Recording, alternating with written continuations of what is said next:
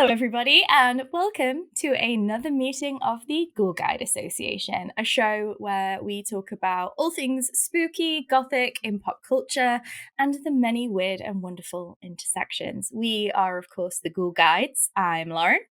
And I'm Mary. And today we are going to be picking back up a little bit on one of our previous topics. And we are going to be talking about the city of York here in the UK. And it's not only its Gothic history, but its newfound fame as a centre of dark tourism. It is, it has given itself, I guess, the moniker of the city of 1,000 ghosts. So yeah, I recently went ghost hunting there, which we will get into. Stay tuned if you want to find out if I, saw any ghosts, or some ghosts maybe hunted me. Sometimes it might be the other way around. It's like, do we guide the ghouls? Do the ghouls guide us? Do we guide people to the ghouls? Ghost hunting. It could be one or the other.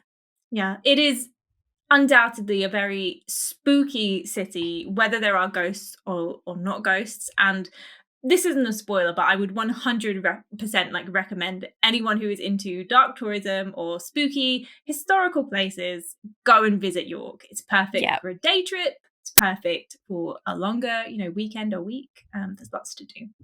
Yeah, and that's why we have been to York multiple times, because as some of you may know, we were originally, I'm not in Sheffield at the minute, but we're, based in Sheffield. Perfect for a day trip. York is a cursed city for us. York is cursed. And I've actually been to York twice in the past 2 months, and the York curse lives on. Let's just say. Yeah. We will talk about the Ghoul Guides York curse at the end of the conversation. But needless to say, for two incredibly skeptic people, we have had a lot of bad luck in the city of 1,000 ghosts. Yes. Maybe it's us. Maybe we're cursed, but also maybe it's us and York at the same time. It's like a meeting point of bad luck. Yeah, we're definitely cursed.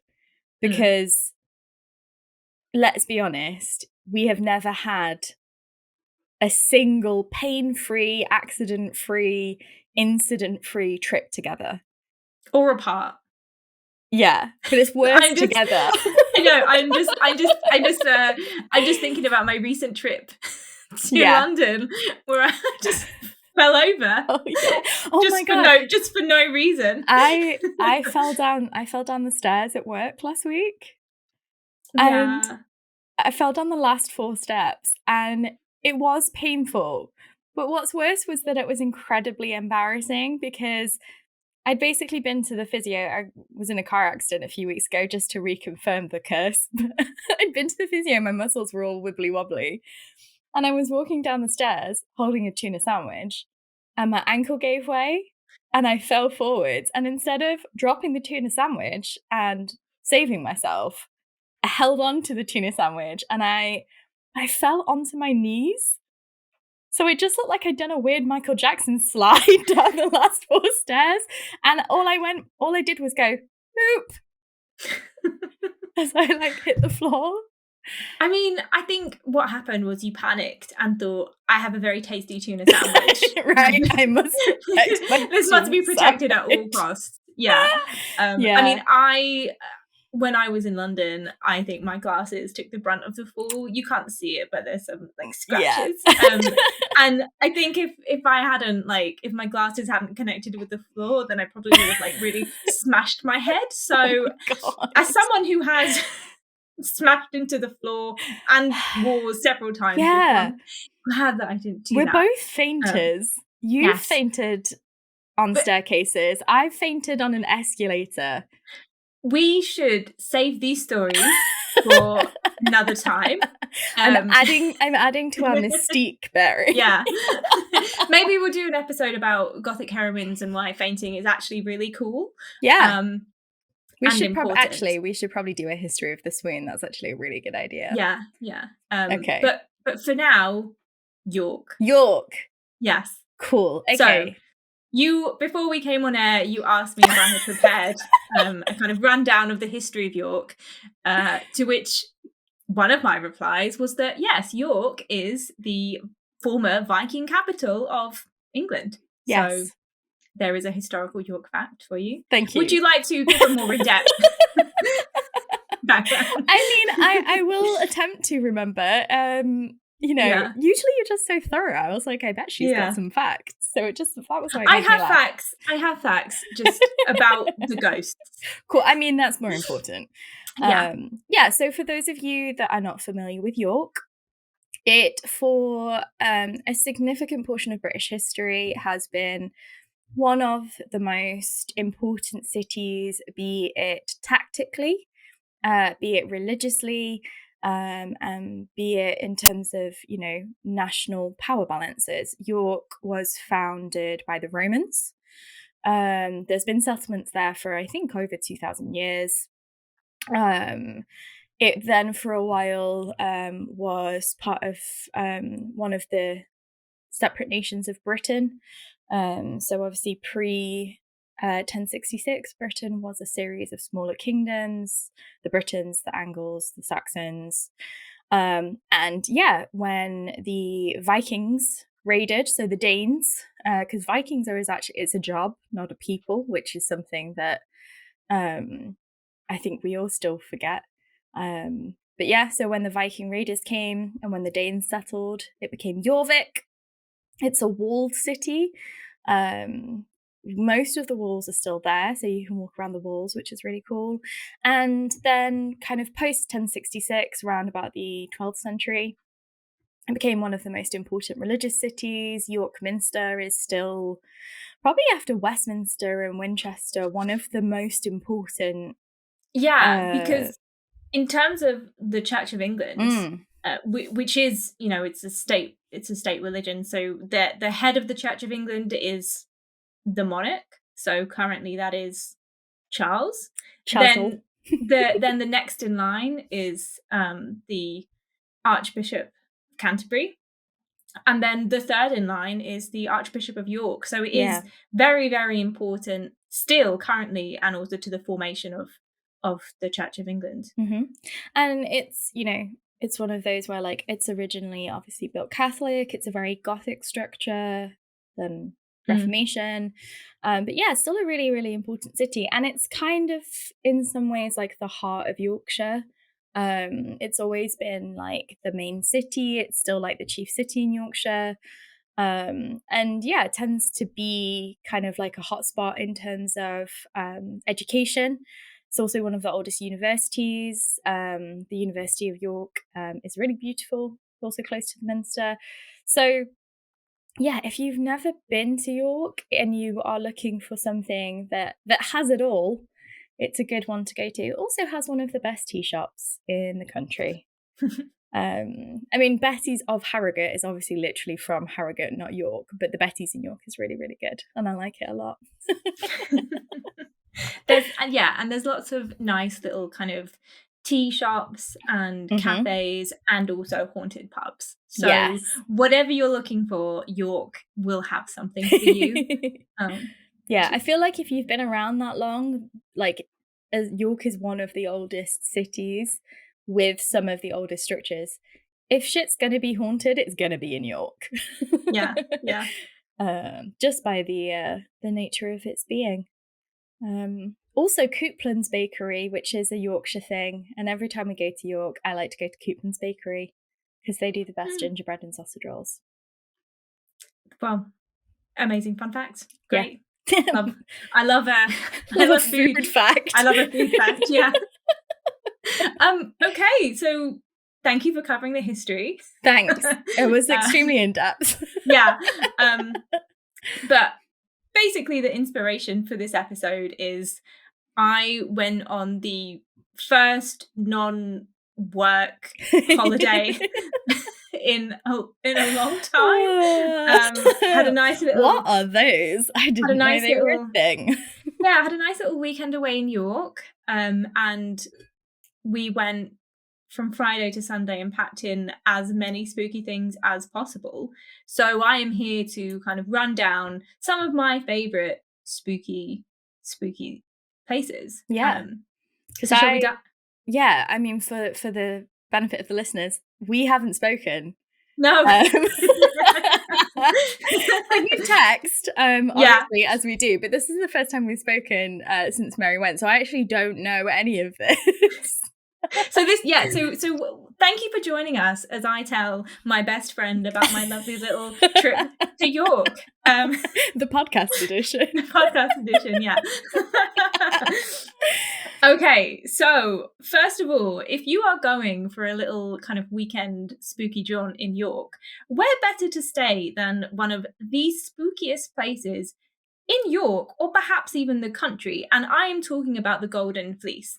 Mm-hmm. So the Golden Fleece is one of these spaces that has been on Most Haunted, which we can talk about that in a little bit. But yep. It claims to be it basically dates back to about 1503. So this is a very, very old kind of inn style pub place. It's so it's mentioned in the York City archives as far back as 1503. Maybe it's older. We don't know. It's one of these places where it has no foundations. So nobody really knows quite exactly how it's still standing. It's a grade 2 listed building, and if you go into it, it's one of these old kind of like Tudor places where they're really long. Mm-hmm. All of the floorboards are uneven, and the floors and the walls are kind of a bit wonky, really thin. So you go in and there's a kind of first bar, and then you go into a kind of corridor where there's like stairs upstairs, and then all the way in the back there's the second bar, which has the famous kind of skeleton next to the bar as well. And then out the back you also have Lady Pecket's yard, which is named after Alice Peckett, who was the wife of John Peckett, and he owned the premises, and he was also Lord Mayor of York in around 1702. So she's quite an well, obviously she haunts the place, spoiler, but she's quite an old ghost. What I think is really fun about this is that so John Peckett, he was Lord Mayor for his duration as mayor. Once he stops being mayor, he's not Lord Mayor anymore, and he's not Lord. But there's a quirk in York where the wife of the mayor stays lady. Yeah. So exactly right. So it's not just Alice Peckett, it's Lady Alice Peckett who is wandering around. There are 4 rooms. So if you want to stay in there, it sells out really quickly because there's only 4 rooms. One of them, which is called St. Catherine's Room, has a bathroom that disappeared off the building plans for more than 200 years. It was rediscovered in 2000, but for 200 years, basically, they just thought, oh, this is just a room and there is no bathroom or ensuite to it. And then suddenly they kind of rediscover this room, which I always think is really fascinating with old buildings, because you really don't know. No. There's so many weird nooks and crannies.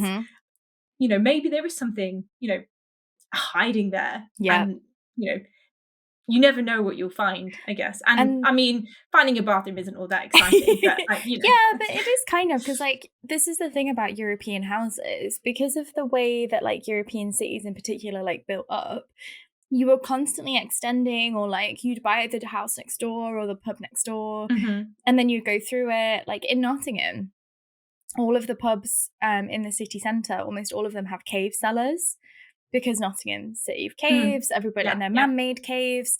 But people, obviously, what used to be one pub might now be 3 pubs. So there's spaces where it's wait, what's that? And someone will move a wardrobe or move a rack or something. And it turns out that there's a whole massive space that nobody knew was there, because someone's gone, oh, that's not ours anymore, bricked it up or moved it, or whatever it may be, and you just discovered these spaces that nobody knew existed. I think it's always really fun, and you know whether you're finding like a secret room or a secret corridor or just something that's been hidden, it's always a little bit exciting to think, Yeah. oh, I'm the first person that's been here for however many years. Mm-hmm. So yeah, Lady Peckett also has a room named after her. Obviously, she's quite a big part of the Golden Fleece. Would be rude not to. And the ceiling in that room has a kind of preserved ceiling rose. So if you quite ornate and quite beautiful. The room that we stayed in is a room called the Shambles. And Oh. so it overlooks the Shambles, which is one of the spookiest and most popular streets in York. It was formerly a flesh market, as in a meat market. That's where the kind of shambles come from. And what I think is really, really funny is that, so basically the reason why it has this name, it's kind of built on a little bit of a slope. So you're in the shambles room and you can see up the slope. But if you go into the street itself, it's not steep, but it has a slope. And there's all of these like shops, and they've got these really big kind of like window ledges, really like wide, because what it used to be a meat market. So you'd have people would like put the kind of meat on the kind of shelves displaying their wares. And then at the end of the day, if there was any meat left, what you would do is just push it off into the road. And then it would just kind of like fall down. I'll be like, oh, it's 5 p.m. The leftover lamb's rolling down the road. Well, exactly, yeah. So it's kind of a little bit gross, but it's one of those like old cobbled streets as well. So it looks really gorgeous, and there's loads of like witchy shops for reasons that I'm not going to get into. But there's also these really cool like little ghost shops, so the ghost merchants who are quite big online, and they sell like really cool little like ornate ghosts. Yeah, and they're like all individual, aren't they? And they are, yeah. They put them on a little train. That one's so bad. Yeah, we queued for over an hour. Yeah. To get a little ghost, but it's worth it because they're so cute. Yeah, I've heard of people queuing like 2 or 3 hours to get in there. Because it is just a tiny little shop. It's so small. Yeah, I think it basically went viral over the pandemic. Yeah. And again, York, these are old buildings. You can't just like build an extension, and there are loads of established shops there already. Whether it be food shops selling fudge or other kind of things, or other witchy, spooky memorabilia things, you can't just expand. So they have the small space that they have, and it's filled with ghosts, and it's very worth going, I think. But to return to the Golden Fleece, so this is where we were saying beautiful like view, like really really uneven floors again. Kind of, it's very weird when you're walking up the stairs as well. It's very like kind of, oh, okay, am I falling? Which way is it? Yeah. So York, so the Golden Fleece, as I said, it's thought to be York's most haunted pub, and it's often on like lists of most haunted places to stay or places to go and have a drink. And apparently it has up to 15 ghosts. up to, yeah. But they have on the outside they advertise the 5 ghosts of the Golden Fleece. So I guess these are the ones that are, I don't know, the most frequent visitors. The major arcana of the Golden Fleece ghosts. Yeah. So I'm just going to go through the ones they have in this 5, and I'll tell you if we had any encounters with these. Cool. With these ghosts. So obviously I've mentioned her before. She's the lady of the manor, Lady Alice Peckett. She is said to be found roaming the endless corridors and staircases. So one thing I will say is that when you stay in the Golden Fleece, it's obviously a pub, and the pub staff go home at night. So you're left there alone with the other people that are staying. Yeah. And there's some parts of the bar that you can go into. Obviously, you can't like have a drink because that's all locked up. But you can go and you can, go downstairs and sit in the kind of front bar. Okay, so there's not like a night manager. No. Ooh. I guess because it's quite small. And it's And on one night I definitely heard some like stuff like, on the stairs. But it's because there were other people staying there. What? I definitely heard like people going up and down and the stairs creaking, but you would expect that when there's other people staying there, you know. So I wasn't I wasn't like, ooh, it's Alice. So I don't know. Maybe it was Alice, and maybe, you know, she just didn't want to talk to me or whatever. But so she is apparently said to just kind of haunt the staircase mainly, going up and down and that kind of thing, which I guess traditional spooky ghost things. Yeah. But so did the Packets live, like, were they the landlords? Did they live in the pub? Yeah, or did she... right. John Peckett owned it at one point. He was quite a big deal in York. I think you kind of have to be to become mayor, but he had, I think he owned it. Yeah, because usually Lord Mayor is like a businessman, rather than like a lord, like a magistrate. Usually it's like somebody who's like big in business. That's definitely the case with John. I just feel like there's probably better places she could have haunted. I don't know if I would have picked a pub. Well, it was her pub. True. She's got a room and a yard named after her. So. Yeah, I mean, it's a nice pub. I just think, you know, if I was a lady, I'd be like haunting somewhere fancy. Maybe they didn't. Maybe this was the fanciest place that they were at. Maybe they were frugal. I mean, yeah, maybe that is a good point. So I guess in terms of like, did I meet Lady Alice? Maybe the jury's out, but I'm gonna say no. Probs not. So the second ghost is Jeff Monroe, and so on this thing outside the pub, it just says that Jeff is located on the third. It doesn't say Jeff. So Jeff Monroe, located on the third floor. Jeff Monroe, you might find this interesting, was a Canadian Air Force pilot. Oh, okay. Stayed there during World War II, I think, or at least that around that time, and he, for some reason or other, ended up falling or jumped out of the third floor window. Oh boy. So we were in the shambles room. So you go up the stairs and then we're there, and it's basically the floor above us that he would have jumped out of.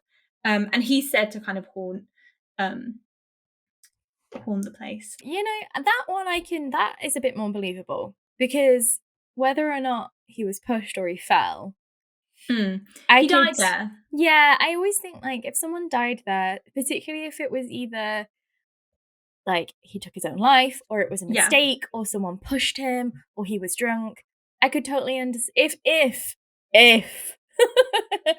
ghosts were real.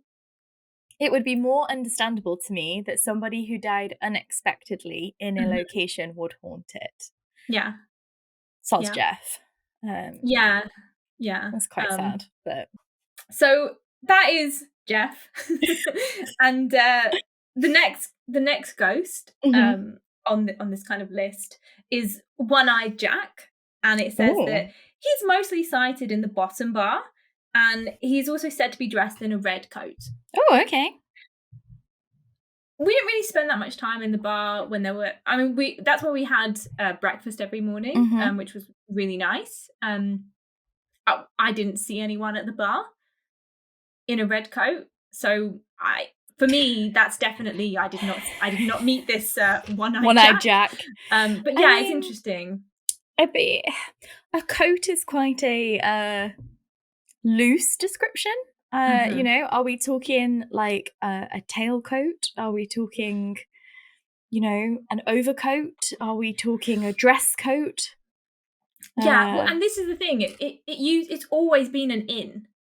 So it would have had a lot of different kinds of people traveling to York, especially merchants, but not necessarily, you know, a lot of soldiers, and people traveling. So there would be quite a lot of variety of different people staying there. And also there's like, as well as being an inn, it also had other kinds of purposes, which we'll get to in a little bit. But yeah, like, it's vague, but I think quite a lot of ghost stories are are vague. I wonder why. just like the next one. So the next one is literally called Grumpy Old Man. So he is again, he is again sighted in the bottom bar, but this time he is crouched in a small alcove. So he's not by the bar; he's just kind of crunched like this. Crouched. Yeah, I guess like a little, like Rumpelstiltskin. Yeah, it's really. Yeah. Imagine that you die, and you come back as a ghost. And not only do you spend eternity crouched in an alcove, you don't even get the dignity of a name. Everyone else is like, Lady Alice, One-Eyed Jack. And they're like, oh, and that's Grumpy Old Man, I guess. Yeah. Oh, poor Grumpy Old Man. Yeah. Gom. Poor Gom. Oh, poor old man.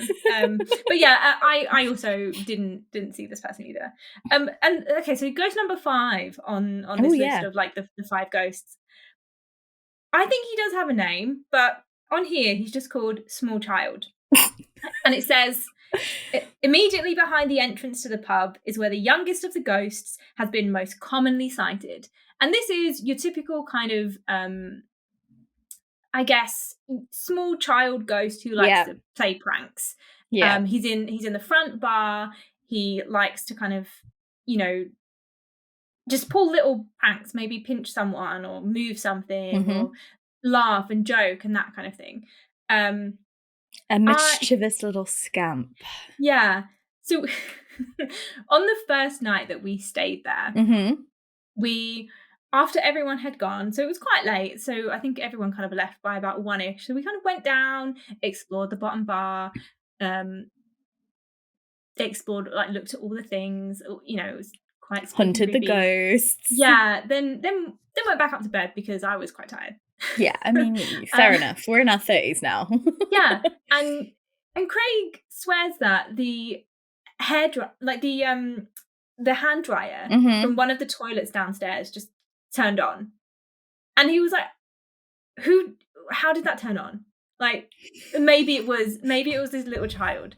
And for me, I'm like, well, there are other people here,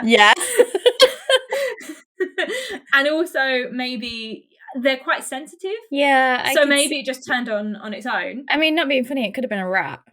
Yeah, sure. There are no foundations, so why not?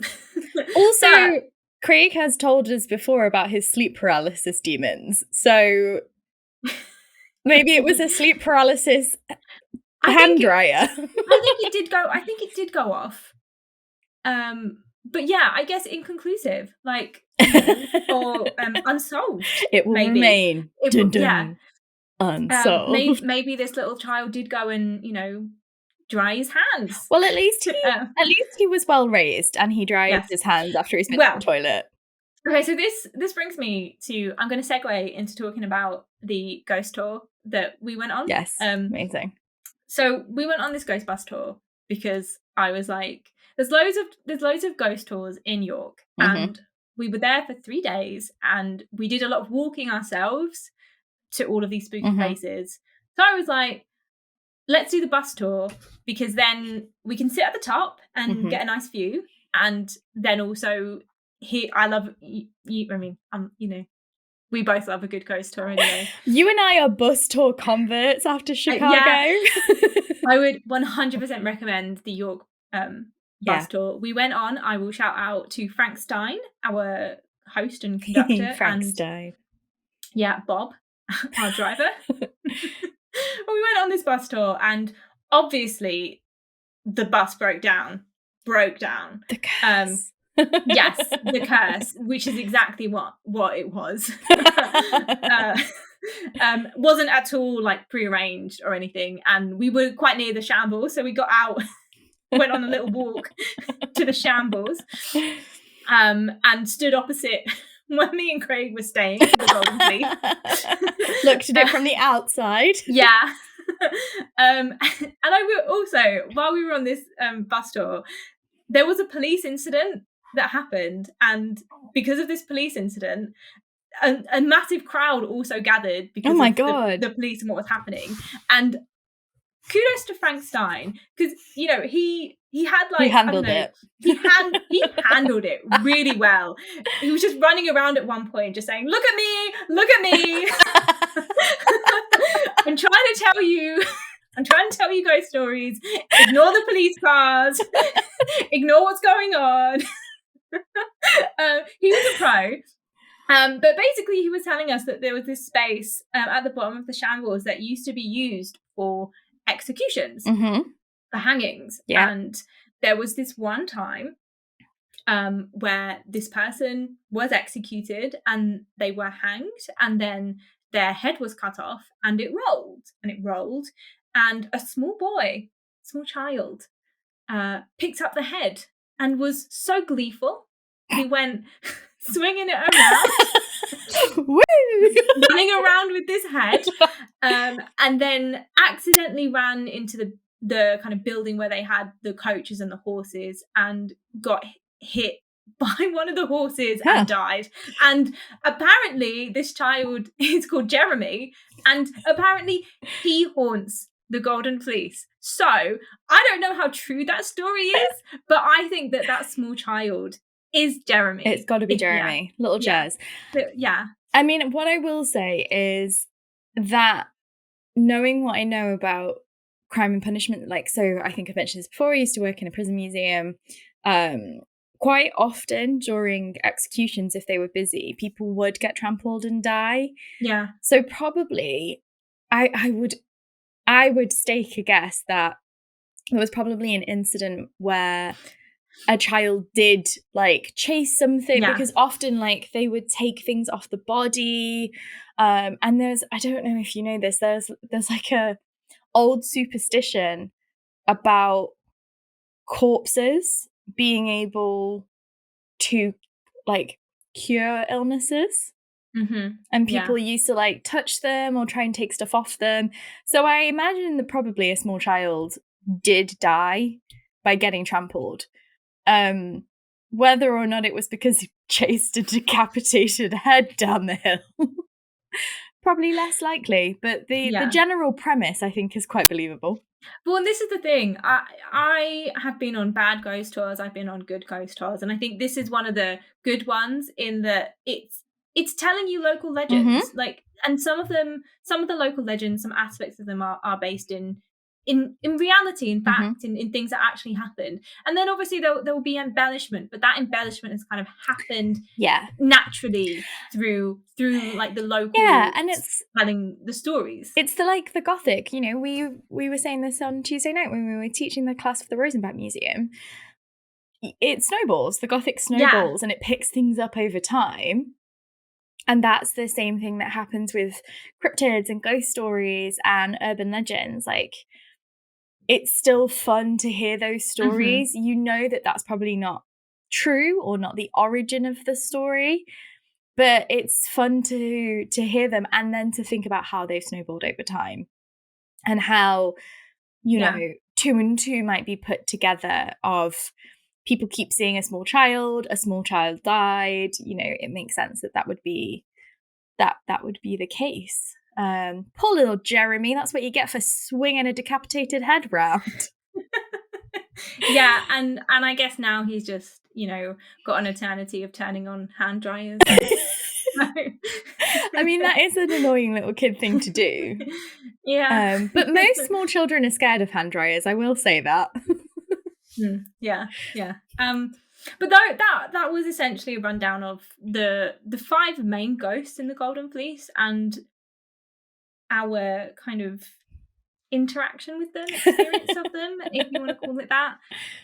I'll stretch to say it's unsolved, but if I'm really being honest, there were no ghosts. Well, as we have said before, you can't prove a negative. So technically, yes, it is unsolved, but we remain unconvinced. What I do also want to mention about the Golden Fleece, though, is that it also has a genuine skeleton, a genuine skull in the bar.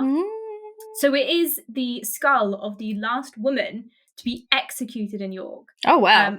So in 1800, Elizabeth Johnson was found guilty of using a forged £1 banknote with intent to defraud the Bank of England.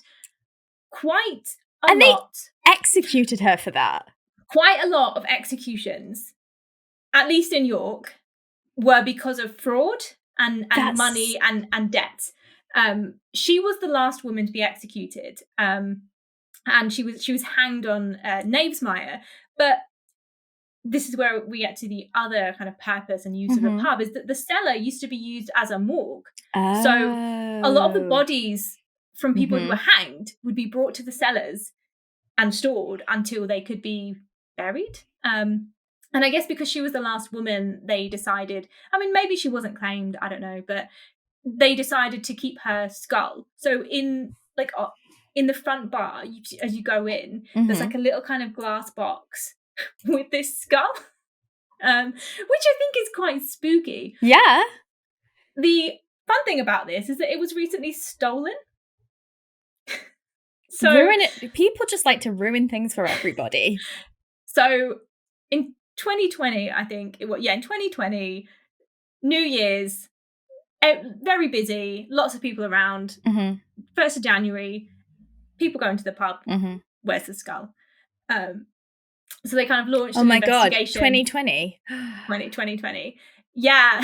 Curse. But they launched a police investigation, which I'm sure, the police were like, okay, fine, we're going to try and find a stolen skull. Sure. But they found it in the kind of, so someone who had been there just basically got very drunk, accidentally took it, and then had it like on their fireplace, and was, I guess, he didn't put up a fight when it was returned, but it has since been. Well, I hope he's happy, because he caused an entire pandemic in the darkest timeline. Yeah. Just kidding. I caught COVID on New Year's Eve itself, so it was pre-skill stealing, but maybe everything else that happened in the last 3 years. Maybe there's a specific kind of curse on the skull. Like, how Robert the doll, you have to ask Robert the doll if it's okay to take a photo, and if you don't, he curses you. So maybe, like, if you take the skull out of the pub, curses you. Yeah, maybe Elizabeth will just rain down a plague. Because a literal plague. I'd be mad as hell if I got fully murdered over a fake £1 note, because it was a lot of money in 1800, but it still wasn't that much money. Yeah. Like, obviously more than £1 today, but I don't think it could have been more than, I think £1 was like 20, 30 quid. No, more than that. £10 was the equivalent of about £1,000, I think. So maybe £100, but still not enough money to get murdered over. No. Damn. No. And that they could have like sent her to Australia. No, murder. Oof. I guess they were trying to make an example if it was a big problem. Heck. Yeah.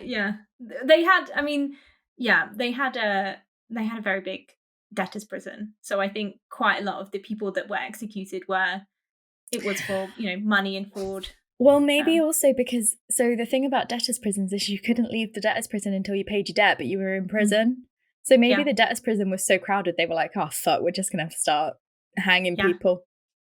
Yeah. The solution to prison overcrowding. I need to preface, I don't mean that. We don't endorse this. I don't endorse capital punishment. No. But yeah, that's probably why then. Yeah. So that was basically the spooky place that we stayed. But as I mentioned, and we kind of talked a little bit about some of the places, we went on, a little ghost adventure sightseeing tour. One of the places that we went to that you've mentioned before is the York Minster. So yeah, the Minster is gorgeous. It's amazing. It's a, like you say, it's a Gothic kind of cathedral that is, I don't really understand the difference that makes it a minster, but I think it's just because it's really, really important. But it did know the difference because I got kicked out of York Minster once because I took a school group and they were so badly behaved that we got kicked out. I do remember. I will look it up and I'll try and remember for next time. But if someone knows, tell us in the comments. Yeah, but it is basically a cathedral, but with maybe some extra special kinds of things. Or maybe it's like a post-Reformation thing. Yeah. Maybe like, because they were like, ew, cathedrals are Catholic and papal. So maybe they were like, it's called a Minster now. Yeah. But it took several hundred years to build because it, in these times you don't have cranes or anything. So it took a long time and you had to make sure. I mean, these buildings are made to last. That's why they're still here. So you have to source all the materials and everything. It was finally completed in 1472. So it's quite old. It's devoted to St. Peter and it's got lots of Gothic aspects about it. It's got a decorated Gothic nave, a perpendicular Gothic choir. Another thing that York Minster has a lot of is grotesques. Now you might be thinking, what are grotesques? And they're really similar to gargoyles, but there is one kind of key difference. Lauren, do you know what the difference is? Yeah, gargoyles are like practical because they spit water. So when it rains, obviously like drains are boring. Yeah. So it's more fun if you make them look like little devils and they spit water. Yeah. So gargoyles spit water and grotesques are, well, name implied. And they're usually like really ugly or demonic-y looking. And I think originally supposed to like ward off bad vibes. Bad vibes. And also evil. Tomato. Sure. But yeah, like there will be no bad vibes in York Minster because we have all these grotesques. But there are ghosts. Of course. So we learned this kind of ghost story when we were on the amazing Ghost Bus tour.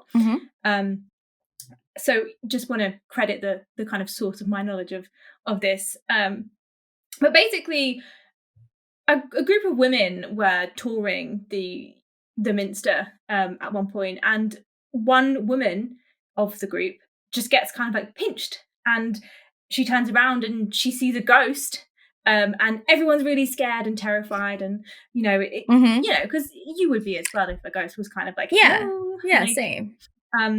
But it turns out that this ghost was the brother of the woman, and they had essentially had a Houdini pact.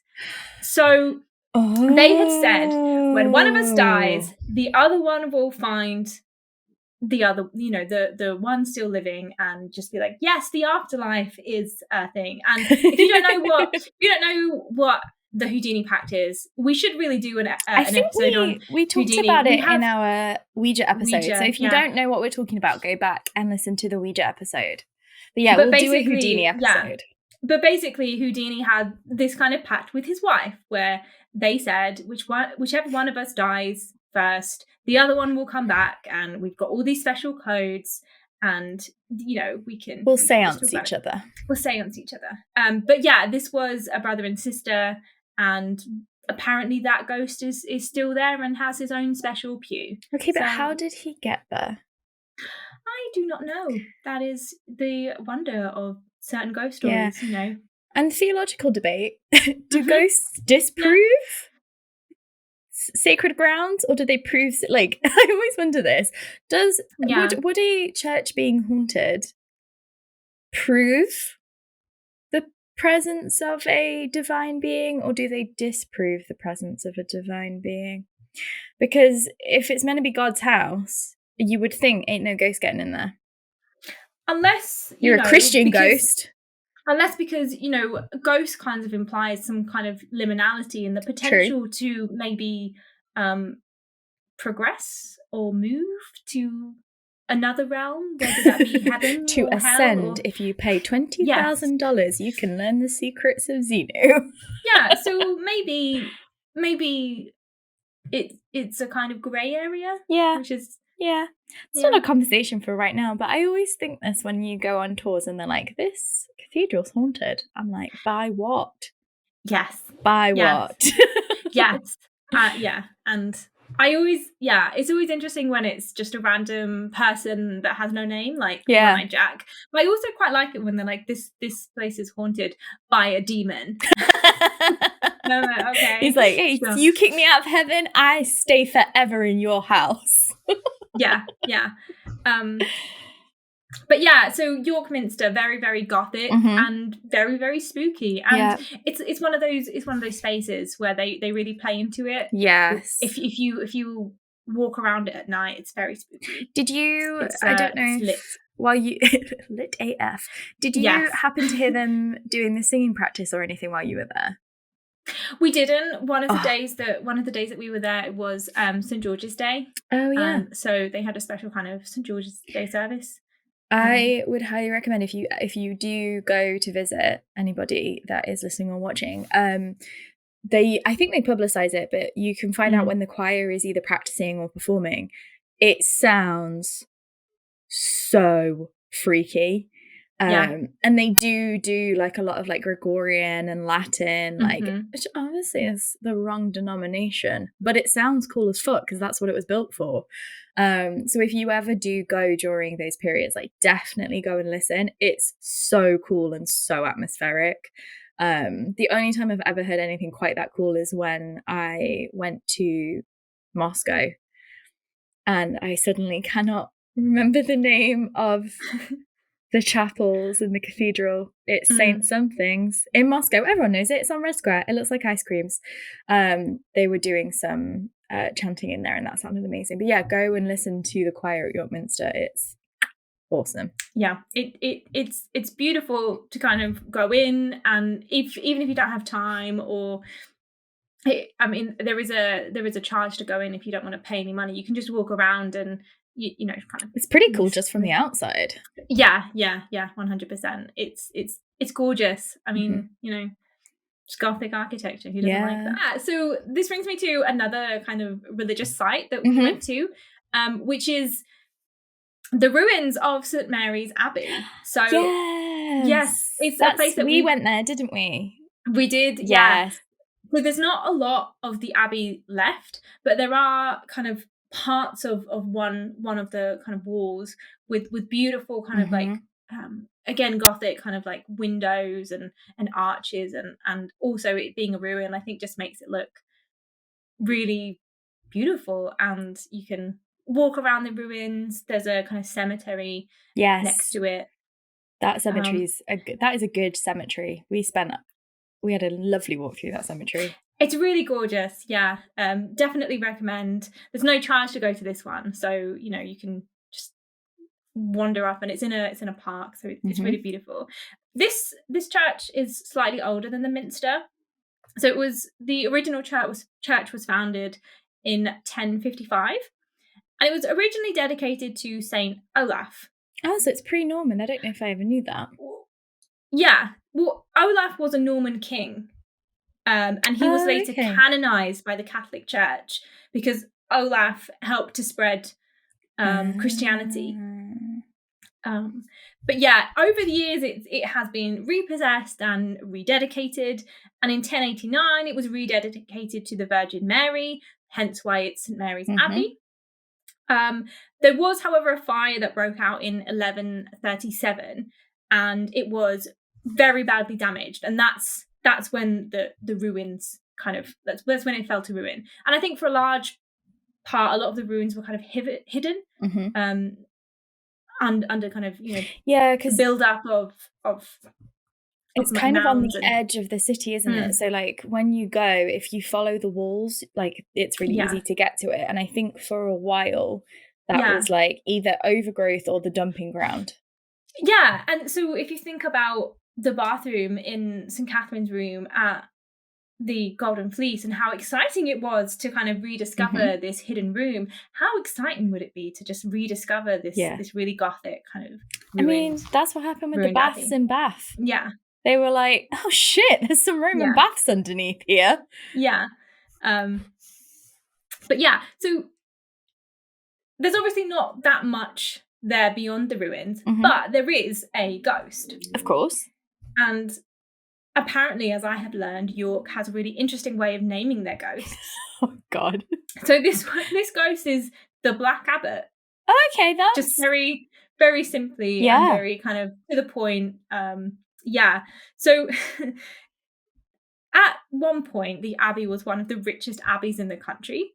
As you know, York, Jorvik, one of the capitals of England, or one of the kingdoms. Breton. And this ruin is haunted by a black abbot who is only seen at night, and he's accompanied by the sound of jangling money. Ooh. He's apparently completely uninterested in the living. He just wants to wander around shaking his coins. So, yeah. He's just like, I got money. Yeah. Which got paid. Yeah, or also maybe, trying to invoke collections, tithing. Give us money. Yeah, tithing, exactly. Give us money. Because that's what you would do. 10% of your wage would go to the church. Yeah. But yeah, those are the two kinds of religious. A money-hungry black abbot is super Gothic. I wouldn't be surprised if somebody has written something inspired by that. Oh, absolutely. And if not, he's so mysterious. He's so yeah, if anyone would like to fundraise us so that we can write a story, comic, maybe. Novella, comic, if anyone can draw. If anyone would like to collaborate with us. If anyone can draw, has money. Maybe a project for another day. But yeah, I just think it's just such a simple ghost, and I also love the fact that he's just doing his own thing, uninterested in anyone else, shaking what the paupers gave him. So now we're going to move to something like, I guess, a little bit different, because York used to have a castle. Did you know this? Yes. Yeah. So it used to have a castle. It doesn't anymore, but what it has are former prisons. Yeah. And the prisons were made using the stone of the castle on the site of the castle. That's where York Dungeons is, right? No. That's somewhere different. This is the York Castle Museum, which is there now, and parts of it used to be the debtors' prison and also the women's prison. But this part was made using the kind of brick of the castle, so it's called York Castle Museum. I mean, reduce, reuse, recycle. Yeah, and also it's just even better because there's probably going to be more ghosts. Yeah, you've got more transported with the stone. I mean, it's also in the same location, which makes sense. But I mean, everybody was doing that. Like, why buy stone where you could rob some from the ruin down the road? Exactly. So this castle was originally built by William the Conqueror in 1068. So it was a very, very important site. And then the debtors' prison was built in the 18th century, so quite a way afterwards. And then later in the century, about 1780 so between 1780 and 1785, a female prison was also built. So you initially had at the beginning of the 18th century this debtors' prison built, and then you had another prison, which was women's prison. Do you know who is one of the most famous people to have the pleasure of staying at the debtors' prison? I'm going to make a guess, and it might not be right, but I know that Guy Fawkes has something to do with York. So Guy Fawkes was originally born in York. Yes. And you can go and stay in the inn or the place where he was born. But I remembered seeing, I just had that memory of being in York and seeing a plaque about Guy Fawkes and thinking, what the hell does Guy Fawkes have to do with York? He was born in York. He was born in York, that was it. I am talking about Dick Turpin. Oh, the famous highwayman. Yes, I thought you would enjoy this story. So he was incarcerated in the 1730s, and who is Dick Turpin? So, Lauren, do you want to? Do you want to like? So Dick Turpin was a little bit of a folk hero, a little bit of an urban legend, a little bit of a boogeyman, but essentially he was a highway robber, and he was pretty much the most prolific highway robber of the early 18th century, and sparked this massive fear in the British public about highway robbery and about a lot of the time they were former soldiers, these men of violence who would accost gentlemen and women in their carriages on the roads, take their jewelry, take their money, and yeah, Dick Turpin became almost like a bit of a Robin Hood legend, and there was lots of stories about him in magazines. So things like The Spectator, you would get like illustrations of a man with a scarf over his face with a pistol, and people were terrified of highway robbery, and Dick Turpin was the highway robber. Yeah, because if you think about it, like, we can get from city to city so quickly. I'm currently in Sheffield. I can be in York in about an hour via train. If I want to go to London, I can be in London in just over 2 hours. But back in those days, there were no trains. So you had to go everywhere by like horse and cart. So imagine traveling. I don't know, how fast does a horse go? Well, horse and carriage, it would be like, so for example, from Bath to London, it would be like a 2 to 3 day journey, and you'd have to stop in Devizes. Yeah, and this is also why inns were really important, because you'd stop and rest, maybe sometimes for the night, change horses. So horses were really important, and also some of the roads that you'd be traveling on, there would be nothing. There would be a road, but there would be nothing. So if you were traveling in winter and it was getting dark, or maybe even you were traveling at night and you get accosted by a person or a group of people, because Dick Turpin had a lot of gangs. He had a gang. So he had several gangs, and you're accosted by someone, they've got guns, they've got knives, they're telling you, give us all your stuff. Maybe they want to steal your horses and you're stranded there. It's scary. Yeah. And became the basis for a lot of Gothic like terror. So like the scenes in Mysteries of Udolpho when they're accosted by the banditti, like that was something that people were really, really worried about. And there was this massive fear about like vagrancy, and they joke about it in the Northanger Abbey adaptation, in this really great scene where Catherine like imagines Tilney like being a highway robber. But yeah, it was like a huge thing in the 18th century, like a real scaremongering thing as well, of like, if it was today, it would be like, you remember like the hoodie, like, oh, chavs and hoodies, like that would be the equivalent. Like the government kind of used it a little bit as like a reason to increase taxes, and like people were so scared to travel and would hire extra guards and stuff like that. Yeah. Oh, what a time. What a time to be alive. Yeah. So yeah, I thought I have to mention Dick Turpin because I knew you love that kind of stuff. I do. But also, there's another reason why I wanted to bring up Dick Turpin as one of the most notorious inmates of the debtors' prison. Well, no. So, he might be. But who knows? But I want to. So you mentioned Guy Fawkes. Yes. And Guy Fawkes was born in Guido. York. So I want to ask you, do you know where Dick Turpin was born? Because he was not originally from York. I don't know, actually. He is from Essex. Okay, I was about to say, he's going to be either from Essex or Nottingham. The only reason you would be telling me where he's from is because he would have been born where one of us was born. He's from Hempstead in Essex, which is where he originally kind of started his, life of crime, stealing meat and horses before, forming gangs and then going on highways and stuff.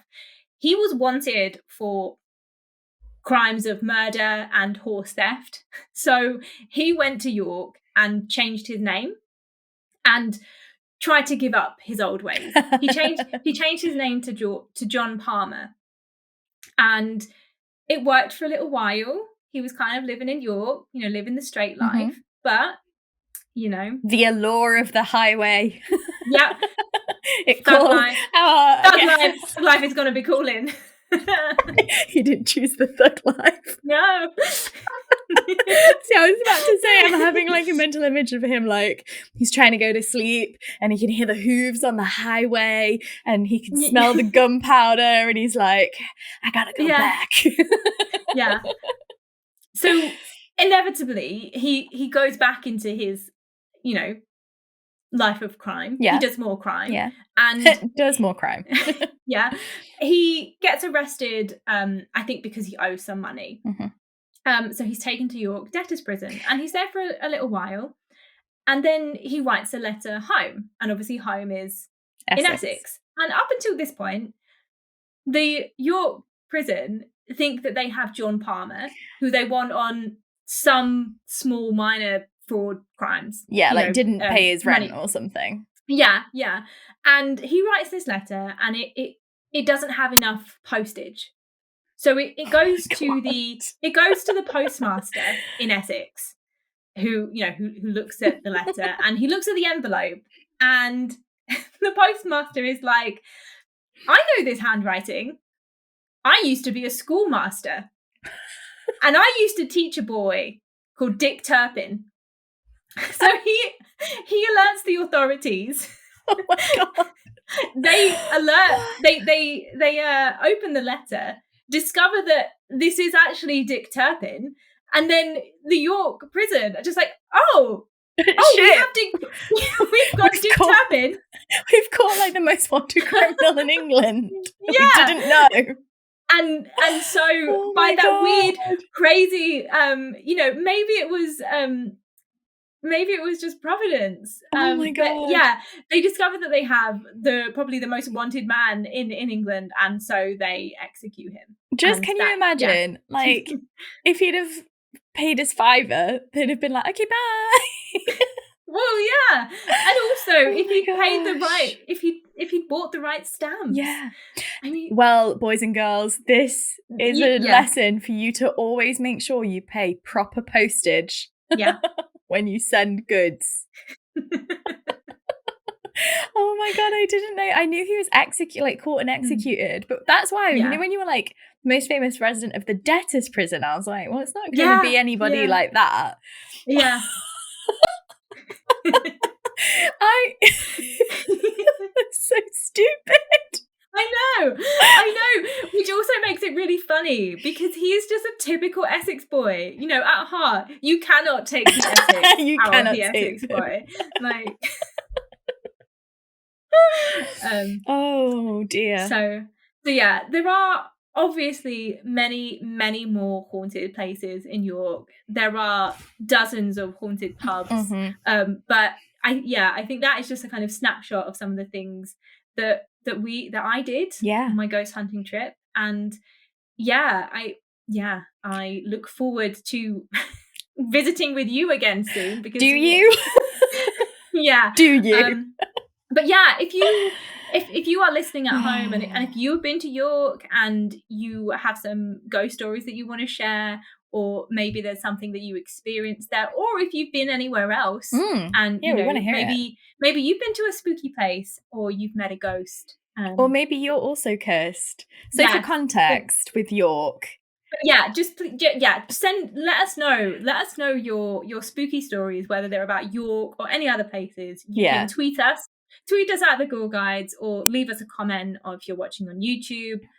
You can also, because we want to see all of Mary's photos on Instagram. So if you don't follow us at Instagram, the Ghoul Guides, you can see all of Mary's photos from the weekend.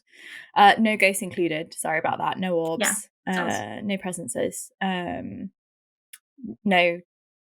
hand dryers. But I'm glad that, apart from the bus breaking down, which is definitely the curse. So we've had the bus didn't break down. Oh, okay. It was part of the thing. But then there was an actual accident. Yes, like a police incident. Okay. Yeah. So we've then we also then when we got back on the bus, one of the people who had been drawn to the crowd because of the police incident who was also very, very drunk. Oh no. Jumped on the bus. And again, Frank Stein, kudos to you, because you handled that shit. Drunken revelers. It was a very fun ghost tour, and it was also very exciting. So far then with York, we've had 2 incidents of all the trains being cancelled. Yeah. 2 incidents of getting so completely lost that we had to ring someone to look at where we were on a map because my phone had died and the charger wouldn't work and we couldn't get in touch with anybody. My phone got stolen. I got locked in a Starbucks bathroom that was underground, so didn't have any phone signal. Any other cursed occasions in that city? I mean, that's probably every single time that I've been to York, so you know. Just another day in the life for the Ghoul Guides. Yeah. Well, we'll have to go and find out, what more the curse has got in store for us. So, on that note, obviously get in touch if you've got any haunted tales to tell us. Avoid curses. And as we always say, stay safe and stay spooky. Stay safe and stay spooky. Bye.